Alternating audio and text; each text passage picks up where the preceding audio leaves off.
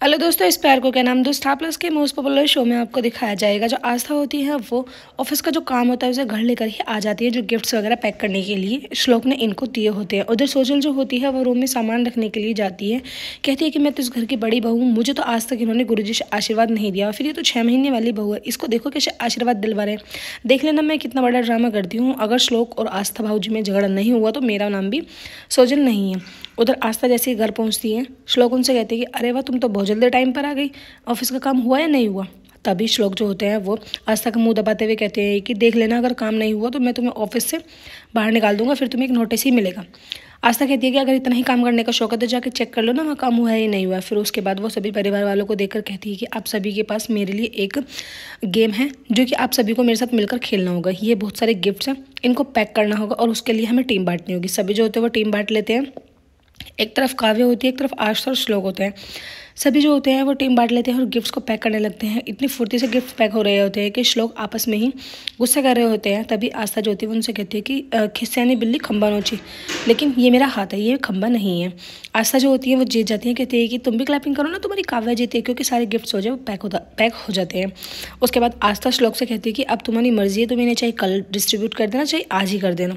सभी एक एक करके तैयार होने के लिए चले जाते हैं। आस्था भी अपने रूम में तैयार होने के लिए जाती है कि तभी वहाँ पहले ही वो सोजल जो होती है वो उनके कपड़े वगैरह चेंज कर रही होती है, मतलब वहाँ पर ड्रेस ही उनकी चेंज कर देती है, वहाँ पर एक गाउन रख देती है और उनकी साड़ी को हटा देती है।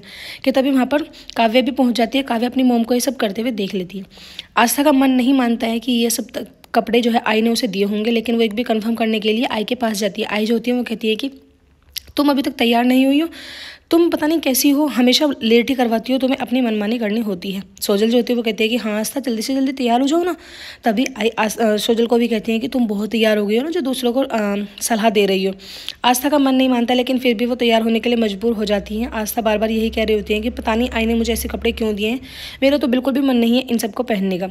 कि उसके बाद सोजल वहाँ पर एक गाउन पहन के जाती है। आस्था से कहती है कि तुम अभी तक तैयार नहीं हुई। वो कहती है कि आई ने इस तरीके के कपड़े हमें क्यों दिए हैं। वो कहती है कि अरे अभी तो फिलहाल श्लोक के और वरद के फ्रेंड्स वगैरह ही होंगे वहाँ पर, गुरुजी तो बाद में आएंगे। आस्था फाइनली तैयार होकर नीचे आ जाती हैं। आस्था को देखकर सभी लोग जो होते हैं वो अचंभित हो जाते हैं कि इस तरीके के कपड़े पहनकर आस्था पार्टी में आई है। जैसे ही श्लोक की नज़र आस्था पर पड़ती है कि उनका एकदम से जो गुस्सा होता है वो पारा हाई हो जाता है और वो डांस करने लगते हैं। फिर डांस करते करते वो बीच में पूछते हैं, कहते हैं कि ये क्या बेहूदे कपड़े पहन के तुम पार्टी में आई हो। आस्था कहती है कि ये सब मुझे आई ने दिया। वो कहती है कि नहीं, ऐसा नहीं हो सकता, आई इतनी बड़ी गलती नहीं कर सकती है, ये ज़रूर तुम्हारी ही कोई चाल है मेरे बाबा की बेइज्जती करने के लिए। इन्हें जाओ और अभी कपड़े को चेंज करके आओ। आस्था जो होती है वो कहती है कि मैं क्यों चेंज करके आऊँ, जब मुझे आई ने दिए हैं तो आई ने दिए हैं। सभी लोग जो होते हैं इधर उधर खड़े हुए तमाशा देख रहे होते हैं। श्लोक और आस्था डांस करने में और बात करने में मस्त होते हैं कि उधर तभी गुरुजी जो होते हैं वो निरंजन के साथ आ जाते हैं। वो कहते हैं कि मेरे पास बहुत ही कम टाइम है, क्योंकि मेरी फ्लाइट है और मुझे यहाँ से सही 15 मिनट में निकलना है। जैसे ही आई आती है, देखती है आस्था इन कपड़ों में वहाँ पर खड़े हुई होती है, तो वो एक चाल चलती है कि आस्था का हाथ पकड़ के वहाँ से ले जाती है ताकि कोई देख ना ले आस्था को इन कपड़ों में, ताकि साहिब ना देख लें। सोजल जो होती है वो कहती है कि मेरा प्लान तो बिल्कुल ही फेल करवाने के लिए लगी रहती है, लेकिन मैंने भी बहुत अच्छा काम किया है कि आस्था की अलमारी की चाबी जो है वो मैंने घर से बाहर ही फेंक दी है। उधर आस्था को साइड में ले जाकर आई डांटती है, कहती है कि तुम्हें तमीज़ नहीं है, इस तरीके के कपड़े पहन के आती हैं, अच्छे घर की बहू है। वो कहती है कि आई ये सब आपने दिए हैं। वो कहती है कि मुझे बहस करने से कोई फ़ायदा नहीं, जल्दी से जाओ और इन कपड़ों को 5 मिनट के अंदर अंदर चेंज करके आओ। मैं नहीं चाहती कि तुम्हारी नज़र किसी पर पड़े और हमारे घर की बदनामी हो जाए। एपिसोड की एंडिंग तैसे हो जाती है फ्रेंड्स। आने वाले एपिसोड्स में आपको दिखाया जाएगा आस्था जो होती है बिल्कुल अंजलि की परछाई बन के आती है और श्लोक जो होते हैं अचंभित रह जाते हैं, क्योंकि आस्था के नाम पूरी प्रॉपर्टी कर दी जाती है। वीडियो अच्छे लगा लाइक करना, चैनल को सब्सक्राइब